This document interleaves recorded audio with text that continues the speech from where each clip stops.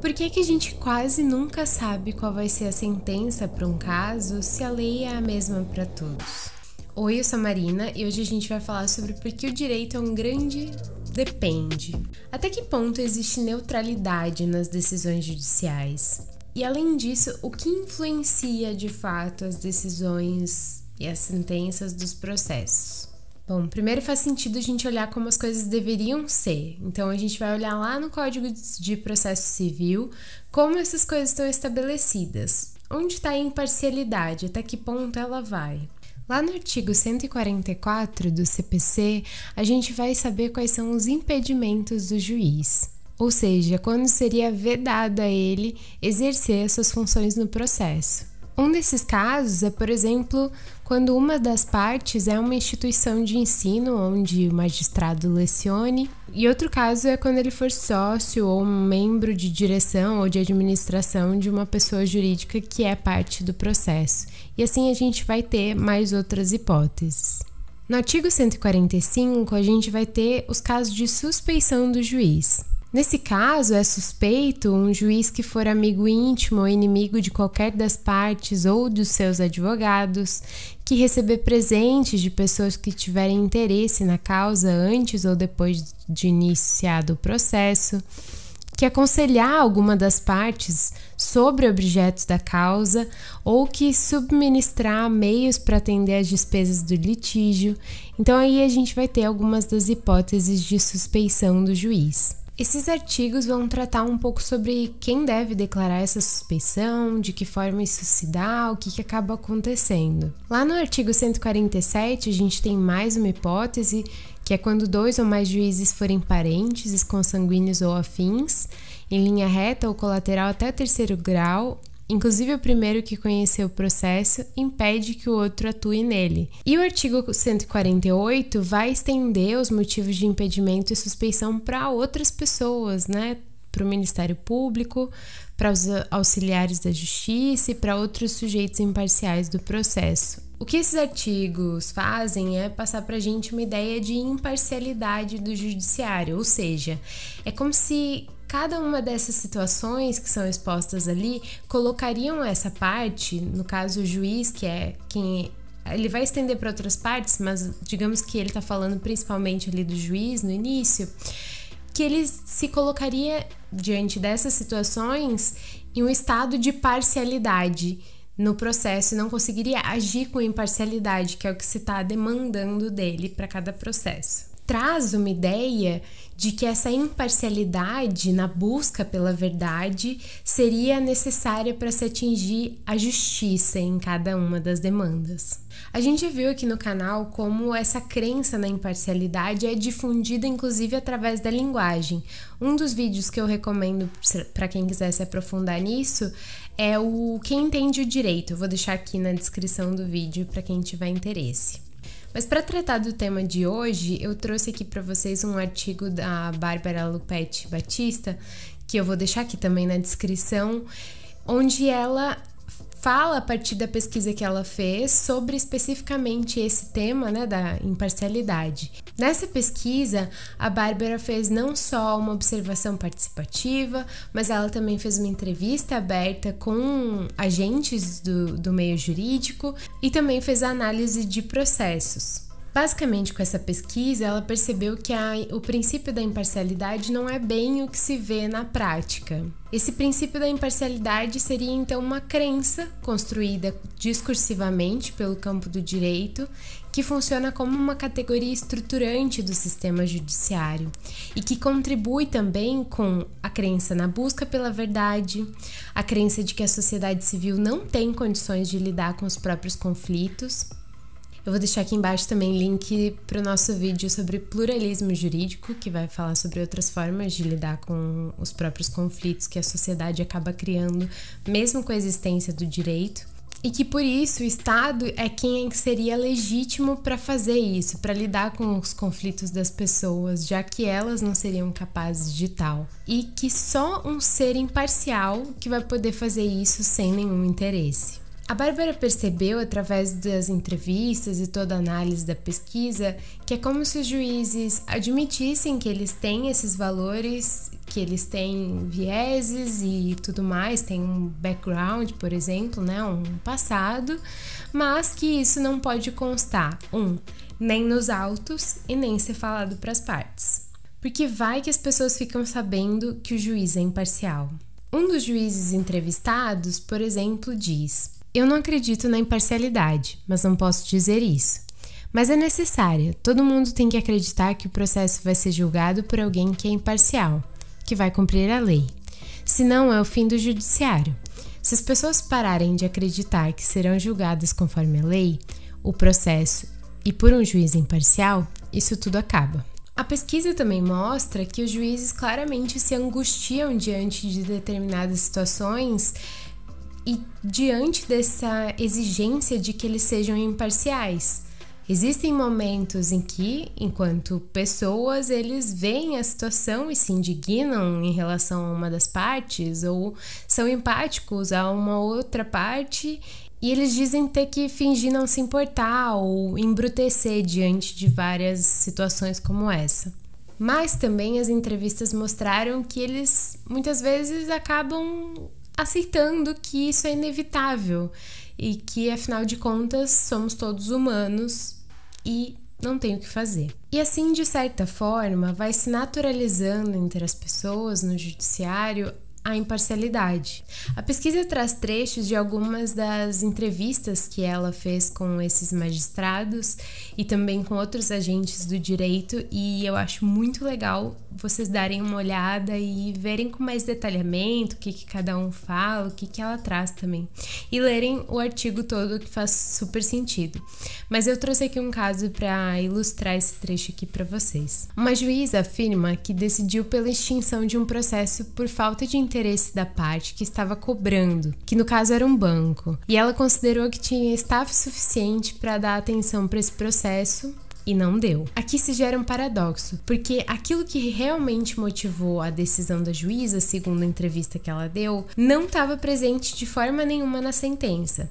A sentença trazia os artigos que ela tinha baseado para poder extinguir o processo e que, de forma racional, permitiam que ela fizesse isso, mas a motivação colocada ali era a falta de movimentação, não ter um staff suficiente para poder ter movimentado em contraste com a falta de movimentação. A juíza comentou que ela sabia que outros juízes poderiam tomar uma posição completamente diferente da dela, aqueles que achassem que quem deve dinheiro deve pagar, mesmo que seja para o banco, poderiam esperar um impulso do banco por mais tempo e não dar logo essa decisão de extinção do processo. O interessante nesses dois casos, né, no que ela decidiria e que esse outro suposto magistrado poderia decidir, é que em ambos os casos a gente teria uma decisão completamente legítima e racional, baseada na mesma lei. Ou seja, o material que existe para basear as decisões dos magistrados permite tanto uma decisão pelo sim quanto uma decisão pelo não. A técnica nessas duas decisões seria a mesma, basear a decisão em lei, em jurisprudência, em doutrina. A técnica se mantém. O que é diferente nessas duas decisões é justamente o fator humano. O que diferencia as duas é justamente esse ponto de moralidade. Enquanto uma pessoa acha que as pessoas que devem pagar suas contas, a outra pessoa acha que um banco tem um staff grande demais para movimentar o processo. Por que não movimentou? Talvez não seja interessante cobrar essas pessoas. E o que acontece é que a lei permite isso. A lei permite ter um espaço amplo para a decisão dos magistrados, mesmo sendo uma só. Não só a lei, aqui a gente está falando de tudo, né? Lei, doutrina, jurisprudência. A gente também já conversou sobre isso lá nos vídeos sobre o texto do Pierre Bourdieu, onde ele vai nos dizer que o texto da lei é elástico para se adequar às diferentes decisões. E não é nada mais do que a gente está vendo aqui. E também vai nos dizer que mesmo as divergências que tem entre os agentes são bastante controladas. Vale a pena dar uma olhada naquele vídeo também, vou deixar aqui embaixo. Um dos depoimentos diz o seguinte: Em direito, em 99% dos casos, você tem fundamento para todos os lados. Então você sempre acha uma resposta para a sua pergunta.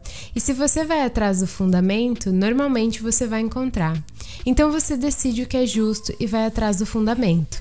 Você vai achar. Tem muita gente inteligente que acha fundamento para as coisas mais absurdas e até te convence. Muitas são as justificativas para existir toda essa elasticidade da lei e do aparato jurídico para tomar diferentes decisões. Enquanto algumas pessoas vão dizer que isso é para que se caiba, né, se encaixe o direito para todas as possibilidades de conflitos que a lei não consegue prever, então se deixa essa zona cinzenta, digamos assim. Outros vão dizer que essa é a beleza do direito, justamente que as decisões sejam humanas, né? E sendo humanas, ter essa pitada de subjetividade. Por isso, uma máquina, por exemplo, não poderia decidir um conflito judicial. O fato é que praticamente não tem como adiantar uma decisão.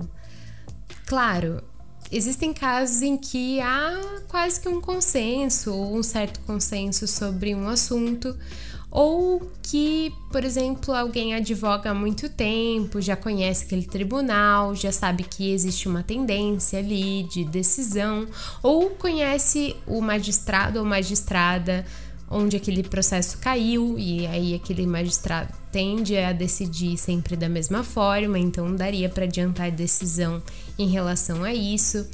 Mas antes do caso ser ajuizado, para a maioria dos temas, não tem como adiantar a resposta final. Os nossos direitos, é claro, estão lá ditos na lei, né, na Constituição e nas leis, e poderia haver um conselho no sentido de o seu direito está aqui, você pode perseguir ele, você pode tentar ter ele satisfeito. O que não pode existir é um conselho no sentido de que a decisão vai ser de fato a satisfação desse direito. Conforme o autor explica, é uma loteria judiciária, né? Depende de com qual juiz ou juíza aquele processo vai cair, para a gente saber qual vai ser o resultado desse processo, qual vai ser a sentença.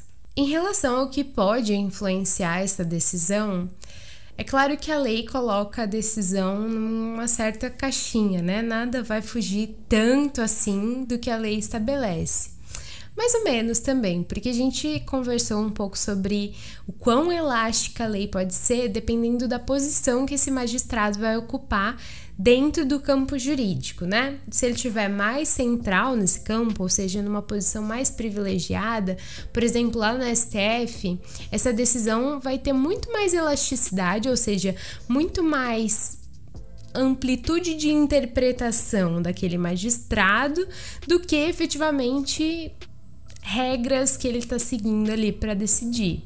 Mas todo o restante, né, todo o preenchimento desse espaço cinzento vai se dar com quem é aquela pessoa. Então, como a gente viu anteriormente, a moralidade daquela pessoa, o que ela acha certo, o que ela acha errado, em relação a quaisquer assuntos que possam cair na mesa dela. E nisso entra todo o passado dessa pessoa, com quem ela se relacionou, quem ela conheceu, qual é o histórico de vida dessa pessoa, quais as comunidades que ela se sente pertencente, qual a ideologia política dela, qual a visão de mundo, se é uma visão de mundo religiosa, não religiosa. Mas para além da moralidade, existem evidências também de que as nossas decisões não são tomadas tão de livre-arbítrio assim. Ou seja, se a gente está de barriga cheia ou de barriga vazia, a gente pode decidir diferente. Se a gente viu um número antes, né? Existem estudos sobre ancoragem. Eu vou deixar aqui embaixo também um artigo muito bom que saiu agora na Direito GV. Se a gente viu um número antes, esse número pode influenciar a sentença que vai ser dada logo em seguida. Por exemplo, na questão numérica ali, né, de quanto vai ser atribuído a cada parte. Existem evidências também de que a nossa primeira decisão vai ser, é redundante aqui, mas decisiva para as próximas decisões, porque a gente sempre vai se basear nas nossas decisões anteriores. Então, essa primeira decisão vai moldar muito as decisões seguintes, embora isso possa ser mudado, mas vai gerar uma tendência. Tem um episódio de podcast também muito legal sobre livre-arbítrio lá do Jovem Nerd, eu vou deixar aqui embaixo também para vocês darem uma olhada, que vai falar mais a fundo sobre essa parte da psicologia. Tá, mas então o que a gente pode fazer diante disso? O que a gente pode fazer diante dessa imparcialidade que existe e que talvez seja inevitável? Bom, se a gente for olhar pelos estudos de psicologia, até onde eu sei, se você sabe mais, por favor, inclusive sobre todo esse tema, coloca aqui embaixo nos comentários para eu saber. O que se sabe é que quando a gente justifica uma decisão, por um lado a gente repensa ela e por outro lado a gente reafirma ela para nós mesmos. Então, assim, na sentença exige-se do magistrado a motivação.